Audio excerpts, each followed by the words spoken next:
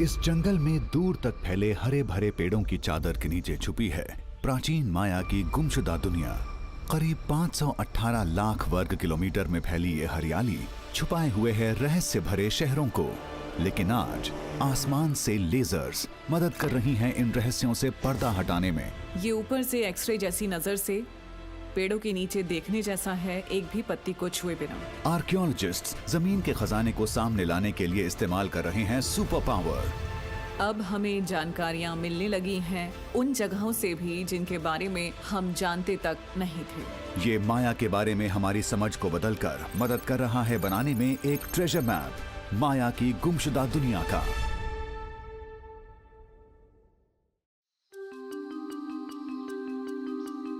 आज जमीन पर जो आंखों को नहीं दिखता वो अक्सर आसमान से सैकड़ों ज्यादा दमदार आंखों से साफ दिखता है।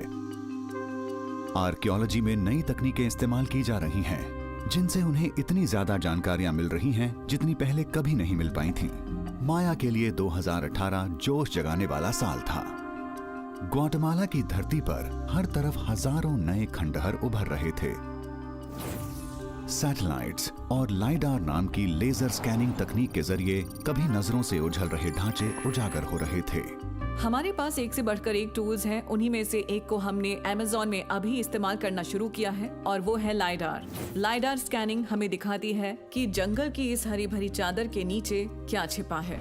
लाइडार मतलब लाइट डिटेक्शन एंड रेंजिंग। ये एयरक्राफ्ट से जमीन पर एक के बाद एक लाइट पल्सेस छोड़ती है, फिर उनके सेंसर तक वापस लौटने के वक्त का ध्यान रखती है। ये हरी चादर के नीचे आकारों को फिर से बनाकर उन्हें लगभग एक एक्सरे की शक्ल में दिखाती है। हर बार जब भी हमें नई तरह के टूल्स मिलते हैं तो उनके जरिए अमेज़न में हमें कुछ ऐसी चीज दिखती है जिसके बारे में हमने सोचा भी नहीं होता कि वो वहाँ हो सकती है। और इन्हीं में से एक टूल है लाइडार, जिसने इस इलाके के बारे में हमारी सोच को बदला है। अमेज़न को समझने में पेड़ हमेशा से रुकावट रहे हैं, लेकिन अब हम उनके पार देख सकते हैं।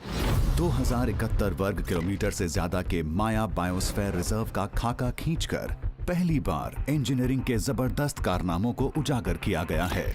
इमेजेस को मिलाने पर कहीं दूर तक फैले और करीने से बने एक ऐसे समुदाय का पता चलता है जिसका कोई अता पता नहीं था। इंसान के बनाए ढांचे उभरते हैं, सड़कों का ताना बाना, टेम्पल्स और महल। ऐसी इंजीनियरिंग जिस पे आज के सिटी प्लानर्स भी फक्र करें। तो क्या हुआ था कि इतना विशाल समुदाय आखिर ढह गया? लड़ाई की वजह से, धार्मिक संप्रदायों और सामूहिक बलि की वजह से, या सूखे से? लेजर मैपिंग माया की गुजरे जमाने की दुनिया के रहस्यों से पर्दा उठाने में इस्तेमाल होने वाला सबसे नया टूल है। कई दशकों से आर्कियोलॉजिस्ट्स ने अवशेषों के सबूत एक एक करके खोजे हैं, पुराने तरीके से, यानी पैदल जाकर। 10 साल पहले मेक्सिको के युकाटैन इलाके के बीचों बीच जंगल से उभरा था माया का भूला बिसरा शहर, जिसका नाम था क्यूइक, और वो भी लाइडार की मदद के बिना। 800 एडी में यहाँ एक स्थानीय राजा का राज था, जिसने पिरामिड के रूप में एक मकबरा बनवाया था। और ये बना था काट कर जमाए हुए 30 फीट ऊंचे 20,000 पत्थरों से। प्राचीन माया में शाही मकबरे अक्सर पिरामिड्स के नीचे बनाए जाते थे।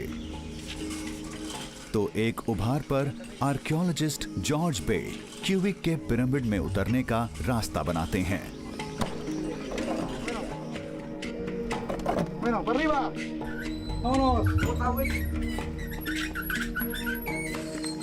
ये बिल्डिंग कला का एक नमूना दिखाती है जो हमें बताता है कि माया समुदाय अपने वक्त में कैसे उभरता चला गया। इसकी जांच से उम्मीद है कि हमें पता चलेगा कि क्यूइक बना कैसे था। 30 साल से युकाटैन में काम कर रहे बे जमीन से उन माया लोगों की जिंदगी की एक झलक सामने ला रही हैं, जिन्हें उत्तरी या पूक माया कहते हैं और जिनके बारे में हमें ज्यादा नहीं पता।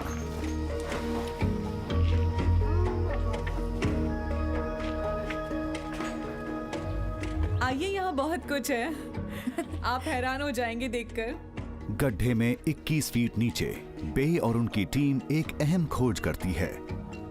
जो किसी आम आदमी को एक मलबे की ढेर जैसा लगेगा। ओह हाँ, क्या बात है, कमाल का है ये तहखाने का पत्थर है। हम जानते हैं ये बहुत अलग तरह का पत्थर होता है। ये सामने का हिस्सा है, सपाट हिस्सा, और ये पीछे का हिस्सा है इस तरह एंगल पर कटा हुआ जो सीधा दीवार में जाता है। तहखाने के ये खास पत्थर पिरामिड्स बनाने में नहीं, बल्कि बिल्डिंग्स की छतों को थामने में इस्तेमाल होते थे। तो भी पता नहीं कैसे ये पिरामिड में इतना अंदर लगा है। और पिरामिड के सबसे नीचे गहरे खोदने पर उन्हें उससे भी अजीब बात दिखती है, एक प्राचीन इमारत की बुनियाद। ये जो स्ट्रक्चर है बिल्कुल नया है, इसमें बहुत सारी सीढ़ियां हैं और वो हैं ढलान की शेप में। तो तुम्हें क्या लगता है कि ये किस एडी का होगा? 400 या 500? वाह, ये पिरामिड 800 एडी का है, लेकिन पॉटरी के टुकड़ों की जांच साबित करती है कि पिरामिड के नीचे की बुनियाद उससे 300 साल पुरानी यानी 500 एडी की थी। लेकिन ये तारीख होना मुमकिन नहीं है। इसकी वजह जानने के लिए हमें लौटना होगा दक्षिण में, ग्वाटेमाला में 600 बीसी में, माया सभ्यता के शुरुआती दिनों में। जानकारों का हमेशा से मानना रहा है कि माया सभ्यता का जन्म यहीं मिराडोर बेसिन नाम के इलाके में हुआ था। शुरू के राजाओं ने जंगलों को साफ करके बड़े बड़े शहर बनाए।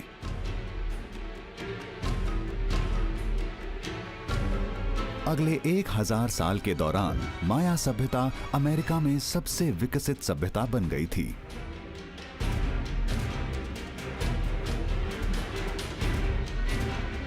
उन्होंने गणित और खगोल शास्त्र में महारत हासिल कर ली थी। पश्चिमी गोलार्ध की पहली लिखित भाषा में वो माहिर हो गए थे और उन्होंने कला के गजब के नमूने बनाए। लेकिन 700 एडी में हालात बेहद खराब हो गए। लड़ाई, सियासी उठापटक और अकाल ने माया की दुनिया हिला दी थी। शहर खाली हो गए और बड़ी तादाद में शरणार्थी उत्तर की तरफ पलायन कर गए। इस उथल पुथल के बीच ही एक शरणार्थी राजा ने कीवीक में जड़ें जमाकर शहर की बुनियाद रखी और जल्दी ही एक पिरामिड बनाया। वैज्ञानिकों का हमेशा से यही मानना रहा था, कम से कम अभी तक। प्राचीन इमारत की बुनियाद मिलने के बाद तारीखों में फर्क दिखा। बुनियाद 500 एडी की है, लेकिन माया शरणार्थी तो कम से कम 2 सदी बाद यहां पहुंचे थे। क्या शरणार्थियों के आने से पहले कीवीक पर कोई कब्जा किए बैठा था?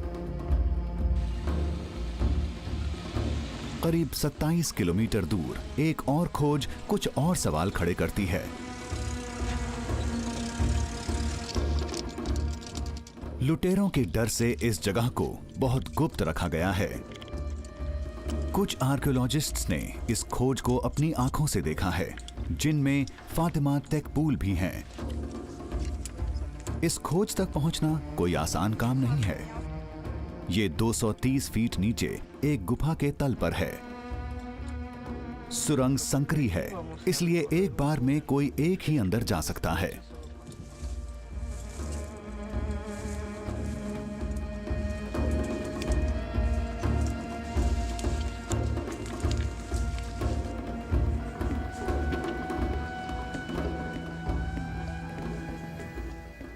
अच्छा सुनो, क्या कोई मुझे मेरे ग्लव्स दे देगा? मुझे जरूरत है उनकी।